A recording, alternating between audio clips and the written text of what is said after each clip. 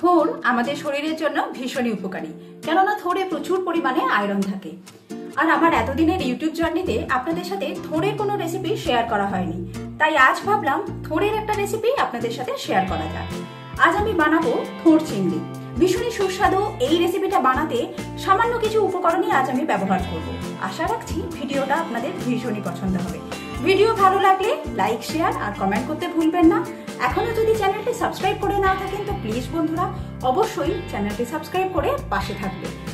আসুন দেখে নেওয়া যাক আমার আজকের রেসিপি থোড় চিংড়ি।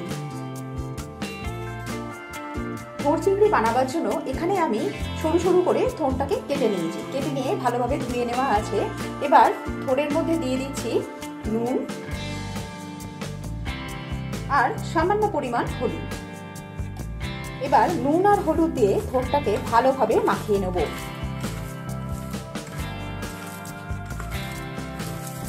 মাখানোর সময় হাত দিয়ে এরকম ভাবে একটু কষলে কষলে দেব।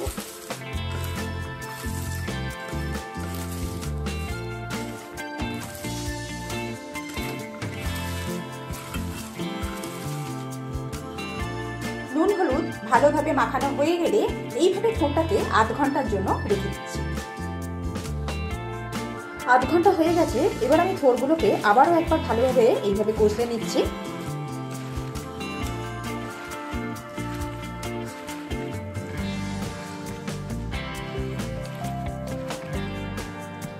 এবারে আমি হাতের সাহায্যে দেখুন এরকম ভাবে ভালো করে চেপে চেপে জলটা যেটা থোড় থেকে বেরিয়েছে সেটাকে আলাদা করে নিচ্ছি। বেশ অনেকটা পরিমাণ জলই কিন্তু বেরিয়েছে। এইগুলোকে আলাদা করে আমি আলাদা আর একটা জায়গায় রেখে দিচ্ছি।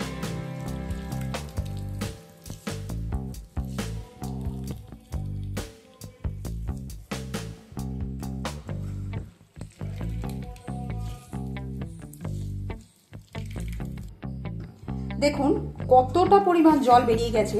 এই জলটা কিন্তু আমি রান্নায় ব্যবহার করব না, এটাকে আমি ফেলে দেব। এখানে আমি বেশ কিছু চিংড়ি নিয়েছি। চিংড়িগুলোকে ভালোভাবে বেছে ধুয়ে নুন আর হলুদ দিয়ে মাখিয়ে রেখেছি।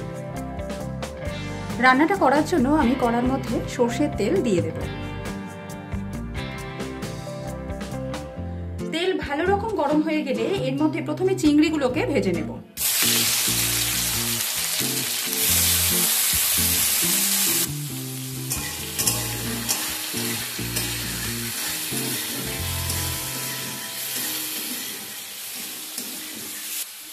চিংড়ি ভেজে নেওয়া হয়ে গেলে এবার আমি তুলে নিচ্ছি।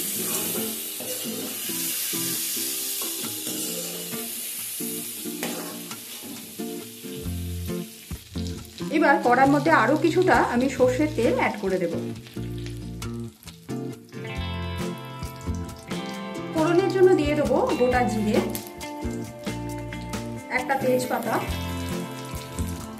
একটা গোটা শুকনো লঙ্কা, দুটো ছোট এলাচ আর একটা দারচিনি স্টিক।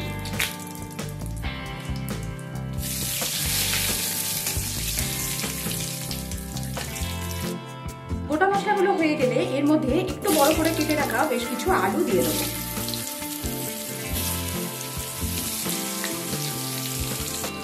একই সাথে দিয়ে দিচ্ছি একটা মিডিয়াম সাইজের স্লাইস করে কেটে রাখা পেঁয়াজ। এবার নুন দিয়ে দেব, দিয়ে আলু আর পেঁয়াজটাকে অল্প কিছুক্ষণ একটু ভেজে নেব।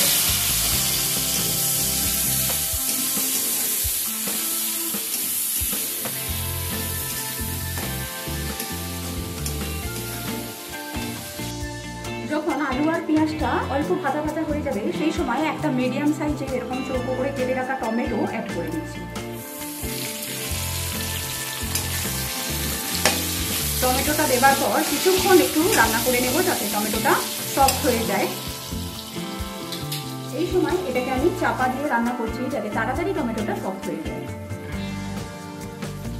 টমেটোটা অনেকটাই গলে গলে গেছে। এই সময় আমি 1 টিস্পুন এতে আদা বাটা ব্যবহার করছি। দিয়ে দিচ্ছি হলুদ,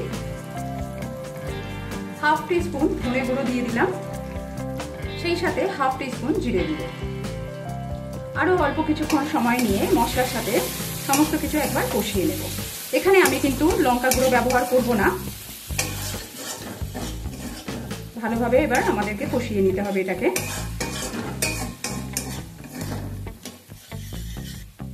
ভালোভাবে মশলা কষানো হয়ে গেলে এবার এর মধ্যে আমি থোড়টাকে অ্যাড করে দিচ্ছি।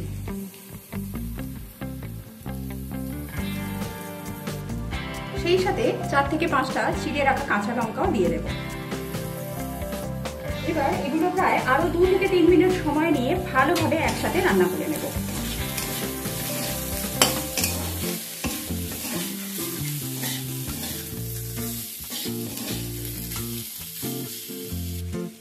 তিন মিনিট পরে এতে আমি জল দিয়ে দিচ্ছি।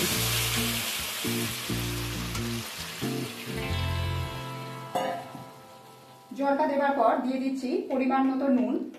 নুন কিন্তু এর আগেও আমরা ব্যবহার করেছি, তাই সেই বুঝে নুনটাকে ব্যবহার করতে হবে।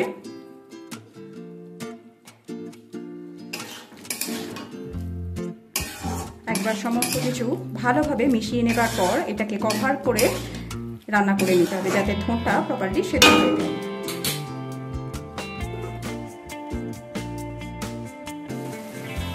থোড় যখন সেদ্ধ হয়ে যাবে চাপা দিয়ে রান্না করার পর, সেই সময় এতে আমি হাফ টিস্পুন চিনি অ্যাড করে দিচ্ছি এর স্বাদটাকে ব্যালেন্স করার জন্য। একবার মিশিয়ে নেব।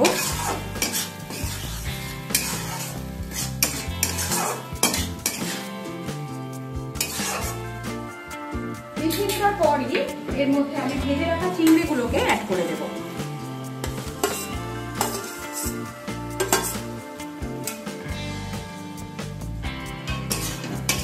আবারও একবার ভালোভাবে মিশিয়ে নিলাম।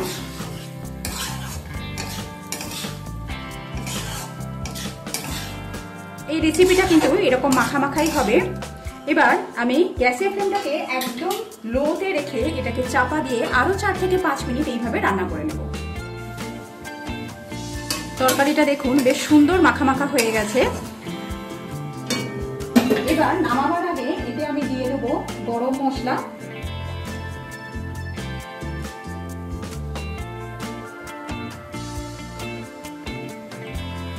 আর দিয়ে দিচ্ছি ঘি। একবার সমস্ত কিছু ভালোভাবে মিশিয়ে নেব।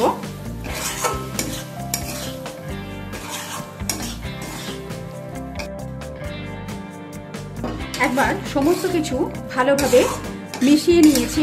মিশিয়ে নেবার পর গ্যাসের ফ্লেমটাকে অফ করে দিলাম। তৈরি হয়ে গেছে আমার আজকের রেসিপি থোড় চিংড়ি।